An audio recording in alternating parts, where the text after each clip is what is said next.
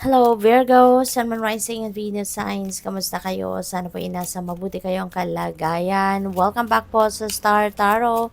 At kung bago kayo rito, welcome din po kayo. Please subscribe, like, share my videos, and leave me a comment kung naka-resonate po kayo. Thank you. First message ni Virgo, we have signs. Your future positive direction will reveal itself. Napakaganda. Kasi, maaari na meron kayong mga signs, symbols, synchronicities na pinapadala sa inyo ang divine universe. At yun ang magre-reveal sa inyo kung ano or kung saan kayo dapat patungo. That is what's going to lead you towards the right path. Kaya pay attention kayo sa mga signs, symbols, synchronicities, mga intuitive nudges na pinapadala sa inyo ng universe kasi yan ang gabay niya sa inyo, no? And siguro naman hindi na bago sa inyo yung mga signs, symbols, and synchronicities na yan. Ginagamit ng divine universe ang mga specific kind of animals to send us messages, no? Mga birds, grasshoppers, yun yung mga kadalasang ginagamit niya. Butterflies, yung mga ganon. At synchronicities katulad ng mga angel numbers, no? mga repeating numbers, mga 1111, 1212, 111, 444, yung mga ganun. Those are guidance para sa atin. At saka ano pa ba, mga feathers, no? Rainbow. Yun yung mga kadalasang ginagamit ng universe, pinapakita niya sa atin to send us message, to send us guidance. Kaya pay attention kayo doon sa mga ganyan. At malalaman mo naman no, na nung specific symbol or sign na yan ay para sa'yo kasi hanggat hindi mo yan napapansin, kukulit at kukulitin ka yan. Magpapakita at magpapakita yan sa'yo hanggang sa ma-realize mo na, teka lang, parang sumusulpot ito lagi sa sa harapan ko. Laging nagpapakita sa akin or whatsoever, no? At yan, maaano yan sa loob ninyo, sa isip ninyo, marirealize ninyo yan. Kaya, just in case hindi ninyo alam kung anong ibig sabihin ng mga yan na nakikita ninyo, i-google po ninyo yan, i-search ninyo sa Google, hanapin ninyo spiritual meaning, no? Let's say for example, grasshopper, 'di ba? Ang laging nakikita ninyo kahit saan, no? Or maraming beses nang nagpakita sa iyo.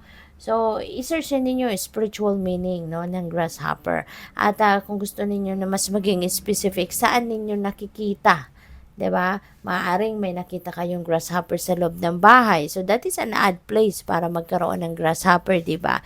Kasi hindi naman sa loob ng bahay ang habitat ng grasshopper. Kaya that could be a weird sighting, 'di ba, na makakita ka ng grasshopper sa loob ng bahay. So, i-search ninyo, no, i-type ninyo sa Google search na spiritual meaning ng grasshopper inside the house. Yung mga ganun ba para makuha ninyo kung ano yung message ng universe para sa inyo. Okay? So, what else? Ay, meron pa pala. Any doubts and confusion will soon disappear. So, 'di ba? Napakaganda. Ibig sabihin, meron ditong mga enlightenment, no? Kayo na enlightenment na siguro na mapipick up sa ngayon, no? And maybe dahil din diyan, no, sa mga signs, symbols, and synchronicities na pinapakita sa inyo ng universe, yun ang magiging susi para malinawan ang inyong kaisipan at matanggal na yung doubts and confusion ninyo. So, what else? We have assert yourself. Go for what you want. Wow. Virgo, it's time to be assertive na sa ngayon. Be confident about yourself. Seize every opportunity na meron sa iyo sa ngayon no, na nag-show up and go for what you want. Kung anong gusto mong makamit, anong gusto mong marating, gawan mo na ng paraan. Mag-take action ka na para marating mo yon. The time is ripe also for soulmate connections. So, siguro meron kayong soulmate na mamimit ninyo sa ngayon, ano? And birth of a child also likely. Kung hindi man kayo, yung mga anak, baka yung person ninyo or someone na malapit sa puso mo, no? Baka kapatid mo, baka kamag-anak mo, pinsan mo, mga ganun, pamangkin mo, kaibigan, no? It could be anyone na malapit sa puso mo. So, we have difficult times. Be on the guard against chaos as unforeseen perils or emotional upheaval are foretold. Ayan. So, be guard against chaos. No? Maging ano kayo, maging aware kayo dito. At this could be a warning para sa inyo. Pwede pa ninyong maiwasan ang gulo na ito. Pwede pa ninyong maiwasan ang problema na ito by being aware of what you do, of what you say, 'di ba? Ano yung mga yung pakikisalamuhan ninyo sa iba, yung mga salitang bibitawan ninyo sa kung sino man ang kausap ninyo, kailangan na maging aware kayo, no? Isipin ninyo before you open your mouth and say something, isipin muna ninyo, 'di ba? Para nang sa gayon maiwasan pa, no, kung ano man ang possible na maging problema, pwede pang maiwasan. We also have surprise. A disappointment will be followed by a pleasant surprise. Okay? So, meron ditong disappointment kayo in the past, pero ngayon, tignan mo kung anong kapalit. 'Di ba? It's a pleasant surprise. Merong maganda na sorpresang dadating sa inyo, no? At ihahain sa iyo ng divine universe. An invitation could bring love to those searching, no? Kung meron kayong invitations dito, siguro for party, for siguro meron mga social events, meron mga pagtitipon, maaaring maimbitahan kayo, and baka dyan ninyo makilala yung inyong romantic interest, no? Kung kayo ay searching for love. Kaya, congrats and good luck. And I would like to say hi, shout out sa ating beloved channel member na si Jonah Payuyuyaho.com, Clarice I453. Hello po sa inyo and welcome sa ating channel. And also maraming salamat po sa inyong support. At sa pag-subscribe po ninyong lahat, maraming salamat. At kung bago po kayo rito, hindi pa kayo nakakapag-subscribe, subscribe na po kayo. Thank you. And thank you din sa mga hindi nag-skip ng ads, no? Thank you. And also, if you would like to join the membership channel, just click the join button po sa baba ng video. Thank you. And also, rest, no? Ito yung hinihingi sa inyo. Alam mo kasi, Virgo, you are very workaholic, diba? Workaholic kayo, sobra kayong masipag, sobra kayong matyaga, at saka perfectionist din kayo. Ayaw ninyong bitawan ang ginagawa ninyo hanggat hindi natatapos or hindi, yung parang hindi ninyo napaperfect, kumbaga. Hindi kayo masaya kapag hindi ninyo yan talagang napa-perfect, no, yung ginagawa ninyo. Kaya maaring stressed out na kayo, no? Physically, mentally, emotionally, baka pagod na kayo. So, ito yung time na kinukulit na kayo ng universe na magpahinga ka naman, okay? Magpahinga ka naman, give yourself time a break, give yourself time a breathe, give yourself time to breathe, no? At magpahinga, mag-relax. Kailangan mo din yan, no? Tao lang tayo, Virgo. And hindi tayo katulad ng baterya.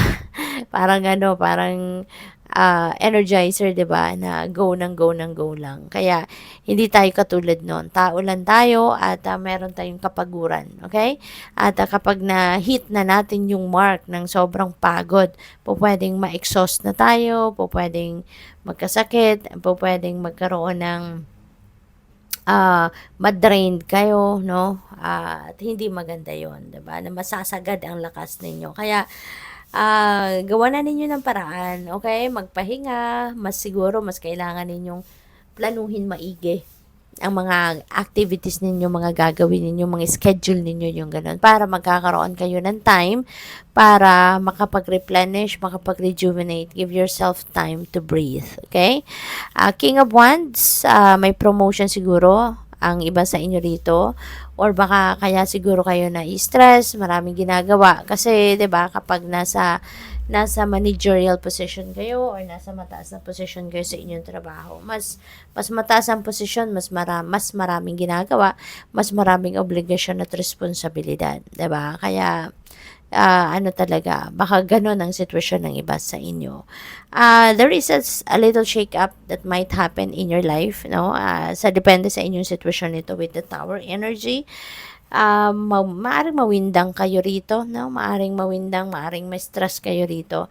But dadaan lang din yan. Sa una lang, Sa una lang yan, pwedeng mapagod kayo dyan.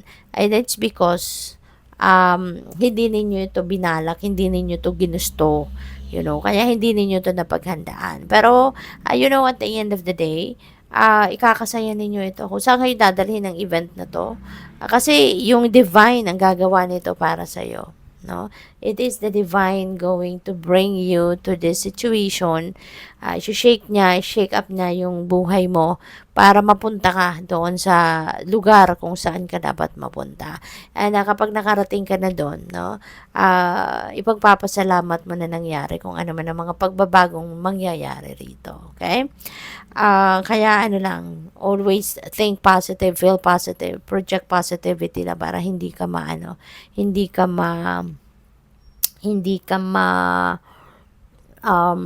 mapanghinaan ng loob, hindi ka mapagod, yung ganun. We also have 5 of Cups. Ayan. So, meron kayong meron kayong disappointment, meron kayong kinalulungkot, meron kayong sorrow na nararamdaman for some of you for whatever reason. But ito na lang ang isipin ninyo, Virgo. Hindi lahat ng bagay na gugustuhin natin ay mangyayari or ibibigay sa atin ng universe. Kasi kung ano lang ang para sa atin, yun ang ibibigay sa atin. And sometimes, yung nakalaan, no, na mga pangyayari or mga blessings, no, na para sa atin ay sometimes hindi yun ang gusto natin, no? But rest assured na kung ano yung ibibigay sa atin ng universe, yun ang best para sa atin. Lagi naman kung ano ang best para sa atin, yun ang inihahanda ng universe para sa atin, 'di ba? Kaya wag na kayong malungkot just in case may mga expectations na hindi nangyari. It's simply because hindi nangyari. It's because it's not for you. Diba? It's not meant for you, or it's not meant for you right now. Baka off timing lang, or it's not for you at all, no? So ang mas maganda rito para hindi tayo mag-expect, hindi tayo ma-disappoint, no? Let's focus on what we have.